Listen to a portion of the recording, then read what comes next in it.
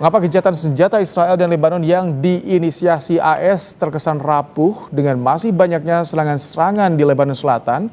Kita akan bahas bersama dengan pakar Timur Tengah dari UNPAD, Dina Sulaiman. Selamat malam, Bu Dina. Iya, selamat malam Mas Ibrahim. Gencatan senjata, tapi nampaknya masih ada serangan demi serangan di Lebanon Selatan. Apakah ini menggambarkan sebuah gencatan senjata yang dipaksakan? Iya, gencatan senjata yang terjadi antara pemerintah Libanon dengan Israel itu sebenarnya sudah pernah dilakukan di November 2024. Tapi sejak itu sampai hari ini itu terus ada pelanggaran yang dilakukan oleh Israel. Bahkan ribuan orang itu sudah terbunuh sampai sekarang, termasuk juga 1,2 juta orang itu terpaksa mengungsi dari wilayah Libanon Selatan pergi keluar ke wilayah Libanon yang lain. Nah, kemudian perundingan ada lagi di bulan April ini, tapi kalau kita lihat isinya itu sama sekali tidak memberikan keadilan buat Hizbullah ya. Jadi yang diberi konsesi adalah Israel. Sama sekali Israel tidak dipaksa untuk keluar dari wilayah Libanon, bahkan diberi kesempatan seandainya Israel merasa ada ancaman, itu Israel boleh kembali menyerang. Nah, ini yang kemudian dimanfaatkan oleh Israel dengan alasan ada ancaman dari pihak Hizbullah, dia terus melakukan serangan.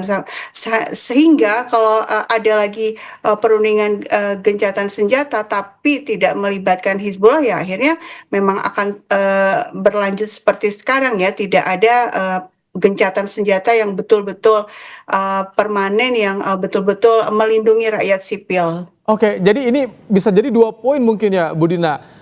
Hizbullah tak dilibatkan, yang kedua AS inisiator adalah sosok yang tentunya berpihak pada Israel.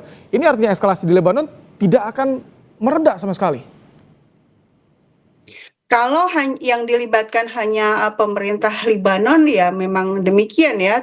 Betul sekali tadi kata Mas Ibrahim, posisi Amerika Serikat tidak sebagai mediator yang real ya. Mediator itu kan seharusnya justru memberikan konsesi yang lebih besar kepada pihak yang diserang gitu ya, pihak yang menjadi korban. Tapi ini malah Amerika Serikat memberikan kesempatan yang lebih besar untuk Israel, untuk seolah-olah Israel tuh lebih lebih harus dijaga keamanannya.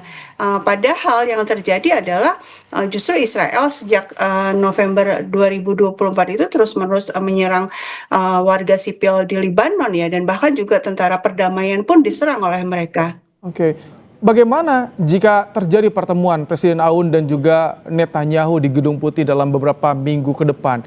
Ini tingkat pemimpin tertinggi di negara masing-masing akan berpengaruh.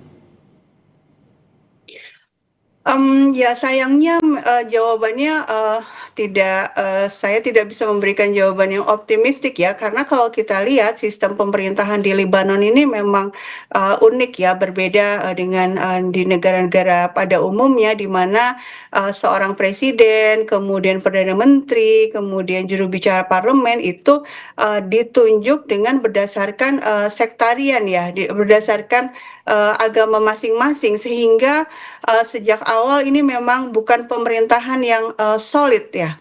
Dan kalau kita lihat sebenarnya kan banyak pertanyaan besar itu, kenapa kok justru yang melawan Israel justru Hizbullah gitu? Kenapa bukan militernya? Ya karena militernya itu dibentuk oleh sebuah pemerintahan yang tidak solid seperti ini ya. Jadi sejak awal itu udah jatah-jatahan berdasarkan agama. Nah, kenapa? Ya karena sistem ini dibentuk oleh penjajahnya Libanon dulu, yaitu Prancis.